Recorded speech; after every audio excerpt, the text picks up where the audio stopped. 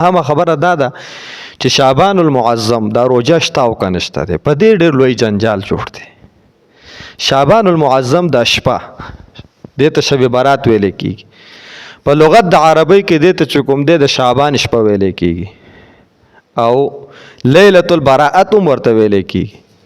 رسول الله صلی الله علیه وسلم په دې شپه د عبادت اهتمام کړی دی، د ورځې د روزې اهتمام یې نه دی کړی.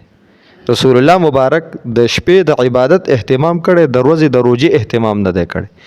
نو په دې شپه عبادت اهتمام چې کله رسول الله مبارک کړي نو الله پیغمبر د هغې دپاره وجوهات ذکر کړي دي. په دې شپه د فرشتو ته د انسانانو د راروان کال تقدیرونه حواله کیږي او دا په فرشتو باندې لیکل کیږي. دا خو باری تعالی په علم کې د فرشتو په علم کې خو نشته دی. هغوی ته خو د راروان کال ډیپټي حواله کیږي چې تاسو به راروان کال د انسانانو دونه کسان به وفات کیږي، دونه به رزق دونه به پیدا کیږي. دا خو د فرشتو په علم کې نه. نو دا فرشتو ته په دې شپه باندې چې کوم دی دا تقادیر حواله کیږي چې دا تاسو لیکئ. نو فرشته راولګي دا چې کوم رجستر فرشتو دا کالو سر دا لیکلی وي، دا رجستر الته جمع کې کال پس چې کوم دی دا رجستر بدلیږي. نو دا جمع کړلی شي او نوې رجستر چې کوم دی دا د راروان کال دپاره راواغستلی شي. نو دا تقادیر چې کوم دی دا فرشتې ولیکي. نو دا شپه رسول الله مبارک فرمایي چونکې زړه عملنامه ستا پیش کیږي او نوه درپسې راغستلی کیږي، نو پکاره ده چې ته په عبادت کې مشغول یې. بل پیغمبر علیه السلام دویم فضیلت ذکر کړی دی چې چونکې په دې شپه د عملنامه بدلیږي نو الله تبارک وتعالی به طور فضیلت په دې شپه باندې د بنو کلب د چیلو د ویښتو عمره خلکو بخښنه کوي. بعض علما د احادیث په ډیر د 17 روایت دی په دې باب کې.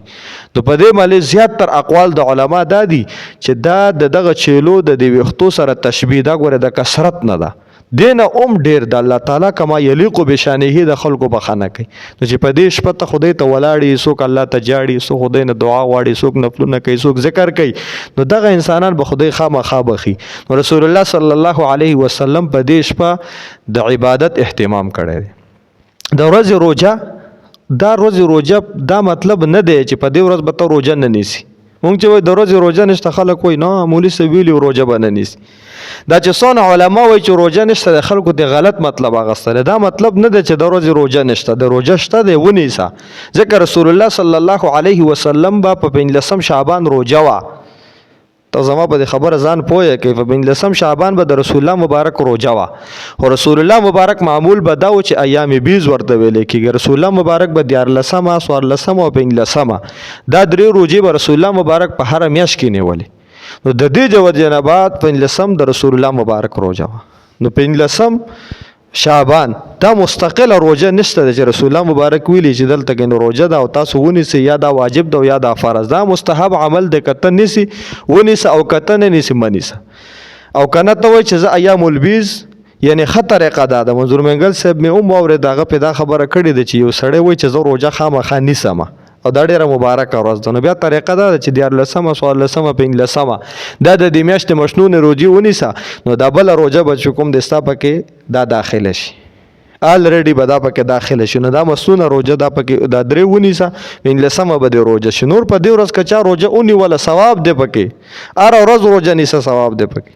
په کال کې 15 روزې منیسه، 15 ورځې روزې. ایام تشریق 3 روزې منیسه، د غټ اختر روزه منیسه، د وړوکي اختر روزه منیسه. او رمضان المبارک د میاشتې روزې په تا فرض دی نیسي به، او دې نه ما سوا د کال په هره ورځ چې ته روزه نیسي دا څوک منع کولی نه شي.